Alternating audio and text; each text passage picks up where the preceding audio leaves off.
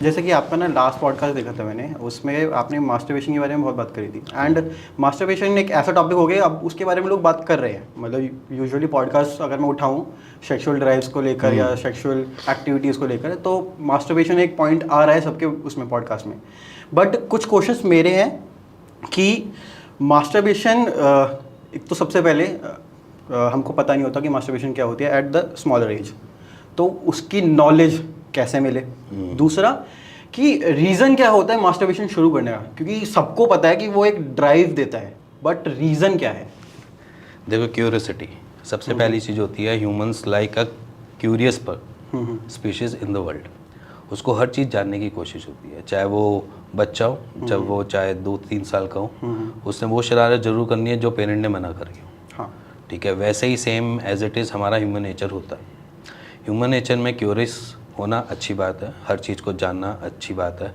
But अगर मैं किसी ग्रुप ऑफ पर्सन्स में बैठा हुआ हूँ और मेरे को 2-4 मेरे सीनियर या मेरे एज के बच्चे अगर मास्टरबेट कर रहे हैं तो वो बताएंगे या डिस्कस करेंगे इस बारे में, तो उसके बाद वो चीज़ आप कहेंगे कि एक बार ये तो करके देखें।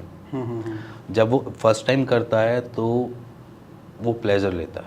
ओके। और उस प्लेजर को वो बार बार लेना चाहता है, क्योंकि उसको पता है कि मेरे को स्ट्रेस रिलीफ हो रहा है, मेरे को बहुत अच्छा फील हो रहा है और उस फील से वो जुड़ना चाहता है। तो बेसिकली ये रोटेशन स्टार्ट होती है, पहले मास्टरबेशन से स्टार्ट होती है। तो masturbation at the age of 13 आज की डेट में नॉर्मल है, बट मेरे हिसाब से गलत है। ओके। क्योंकि मास्टरबेशन का एक राइट एज मैं हमेशा ही बोलता हूँ कि 17 के बाद से स्टार्ट करो। ठीक है। आप 17 की एज पे पहुंच जाओ, क्योंकि आपकी स्पर्मेटोजेनेसिस साइकिल बन रही होती है, आप एडल्टहुड में एंटर हो रहे होते हो, आप टीन एज में होते हो। टीन एज में चीज़ें हमारी अलग तरीके से परफॉर्म कर रही होती है, हमारा टेस्टोस्टेरोन अलग तरीके से बूस्ट कर रहा होता है, एक्ने की प्रॉब्लम्स आनी चालू हो जाती है। तो हम हार्मोनल चेंजेस अपनी बॉडी में देख रहे होते हैं, और जब वो हार्मोनल चेंजेस पूरे सही से बन रहे हैं, हो रहे हैं, तो उसको होने दो पहले, क्योंकि आप आगे आने वाली फर्दर प्रॉब्लम से बच सकते हो भी। अगर आप 13 के एज में करोगे तो एक चीज़ बताओ, जब साइकिल बनने की कोशिश कर रही है आप उसी को तभी से ही रुइन करना चालू कर दो, तो वो एक दिक्कत क्रिएट कर देता है। एग्जैक्टली। ये तो हमको पता है कि अभी जैसे आपने बताया कि इस एज के लिए बुरा है ये, बट क्या मास्टरबेशन सही है? देखो, मास्टरबेशन मेरे हिसाब से तो सही है। ओके। अब वो ऐसे मास्टरबेट कर लो तो ज़्यादा बेटर है, क्योंकि अदरवाइज़ वो नाइटफॉल से निकलेगा। नाइटफॉल नॉर्मल होता है कि आप 15 डेज़ में या 28 डेज़ में या 30 डेज़ में नाइटफॉल हो जाता है। अगर मंथ में 2 बार ही नाइटफॉल हो रहा है तो इट मीन्स कि आप डेड स्पर्म को तो बाहर निकाल ही रहे हो। और अगर मेरी बात मानोगे तो अगर आप मास्टरबेशन कर भी रहे हो तो वीक में 1 बार ही 2 बार ही करने में क्या हर्ज है, क्योंकि हर 3 या 4 दिन में हमारे डेड स्पर्म काउंट बन ही जाते हैं, क्योंकि हमारे न्यू स्पर्म काउंट आ जाते हैं, उसकी जगह रिप्लेस हो जाते हैं। इसीलिए जब नाइटफॉल होता है या कोई भी ऐसी चीज़ इवेंट होती है तो आप देखा हो या जो भी मेल बॉडी होगी उसको पता होगा कि वो बड़ा स्टिंकी टाइप होता है। ऐसा नहीं होता कि वो नाइटफॉल बहुत अच्छा होता है या स्टिंकी कम होता है, वो थोड़ा स्टिंकी होता है। वो स्टिंकी इसलिए है क्योंकि वो डेड है। ओके। तो डेड, अगर आप चूहा मरा हुआ भी देख सुनते हो तो उसमें भी एक बदबू होती है, तो सेम एज इट इज़ वो डेड स्पर्म की तरह बाहर निकल जाता है। Okay.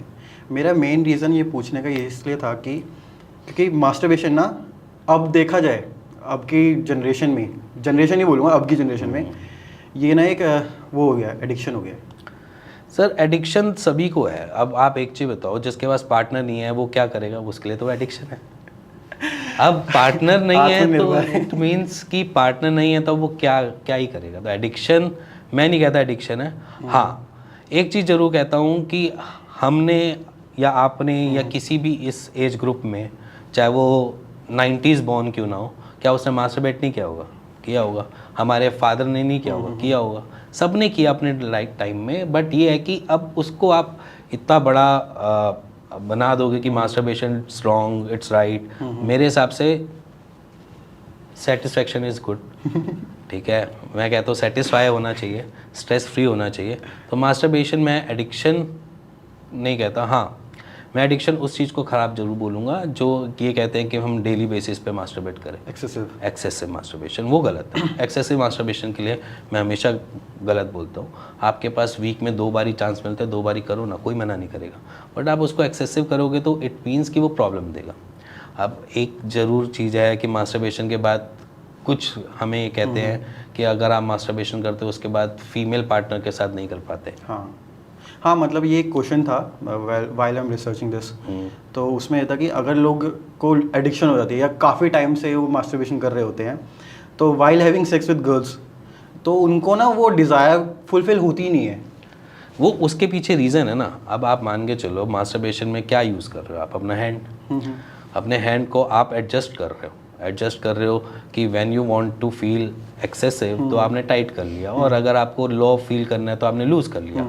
It's up to us satisfaction कि हम कहाँ सेटिस्फाई हो रहे हैं, किस जगह पे सेटिस्फाई हो रहे हैं। अब वो सेटिस्फेक्शन लेवल जो होते हैं वो डिपेंड करता है body to body, person to person भी करता है।